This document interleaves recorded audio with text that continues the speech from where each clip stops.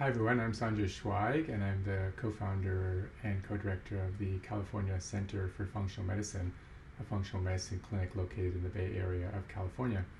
And we've been trying to give back to our community of patients by providing information and support during the coronavirus pandemic. We have a weekly support group that meets every Friday from 11 a.m. to 12:30 Pacific time. You're welcome to join if you're interested. Come to our webpage, ccfmed.com, and click on COVID-19 resources for a link. And I presented some of this information today. I just wanted to post it out to the wider world. Just some positive stories that are out there surrounding coronavirus. We have seen, the shift in our society and the shift of usage of resources. The oil companies are certainly having some trouble, as is coal, but wind and solar and renewable energy is really growing. And we saw that, possibly by the end of this year, in a first, renewable energy is poised to eclipse coal in the United States. We're on track at this point to produce more electricity this year from renewable power than from coal for the first time on record.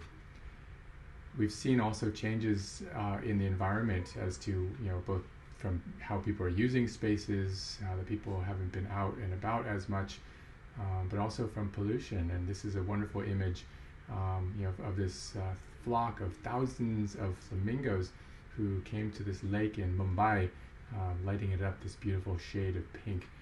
In Venice, many of you probably heard, the canals are cleaner than they've been in many people's memory, with fish visible and even dolphins swimming in the canals. This beautiful rainbow that lit up New York City on Easter Sunday, and stories of positive support within the medical field. This woman who had to attend her weekly chemotherapy appointment in the hospital, and her husband wasn't able to come in with her as he usually did. However, you can see him down here supporting her. He brought a sign professing his love, and he's present as best he can to give her the love and support through her challenging times. Hospital workers, obviously, such an incredible deep debt of gratitude that we have to all first responders and frontline medical workers who are taking care of us and trying to protect us for the rest of society through these extremely challenging times. And many of them are wearing a lot of personal protective equipment, or PPE, and it leaves them looking pretty anonymous with this mask on, these glasses. It's hard for people to see who they are, and it might even be scary.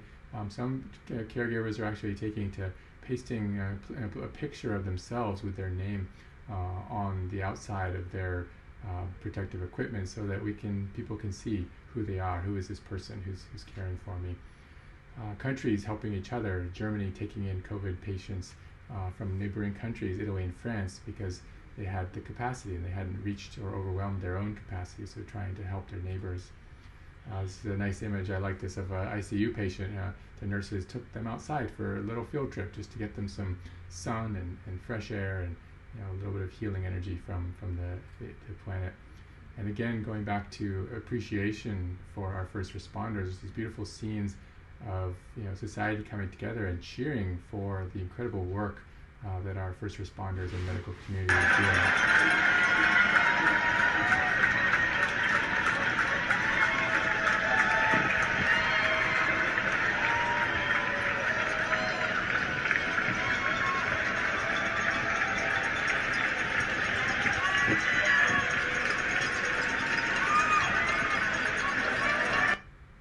Again, thank you so much to all of you out there who are providing care.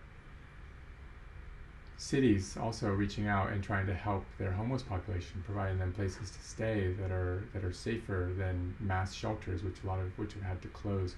So some cities are opening up hotel rooms for different populations. This happened here in the U.S. as well as abroad.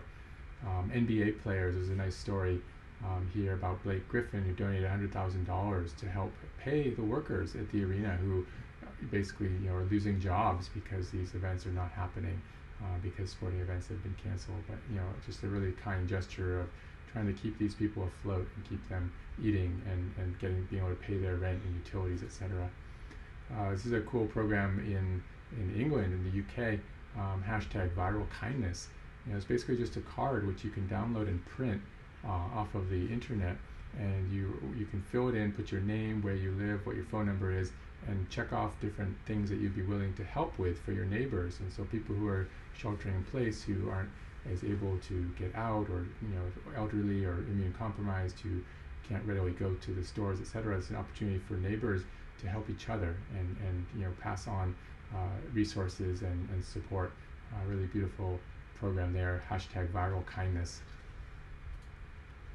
And then just this outpouring of separate but together, this dance party.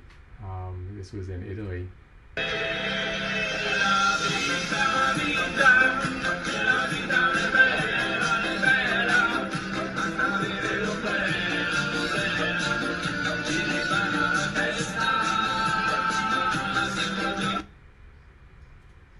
And here in Copenhagen, a sing-along.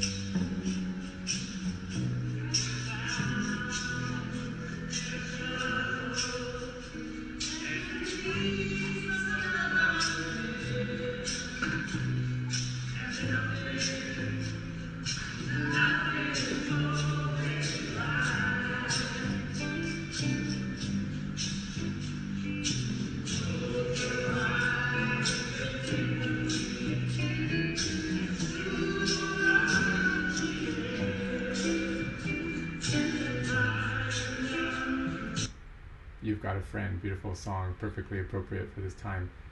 Again, separate but together. Here in Spain, quarantine bingo.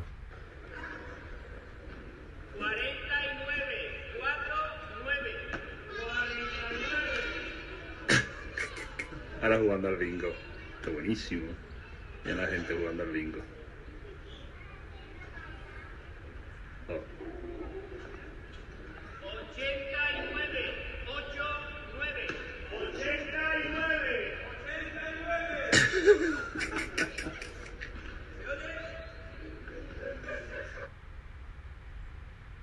Great, classic, beautiful way to play a game together. Here is an image, short video from an aquarium in Chicago that's completely closed down, and they let their penguins explore for the first time ever.